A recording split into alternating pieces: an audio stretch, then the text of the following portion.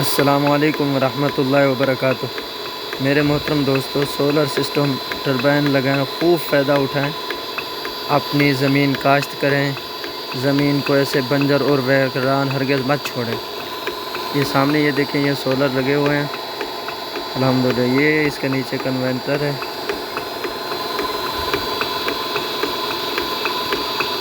पानी का ज़ख़ीरा भी अल्हम्दुलिल्लाह इसका काफ़ी है। ये पैम भी इसका जा रहा है आगे, कुछ शायद आपको पानी नज़र आ रहा होगा वहाँ से।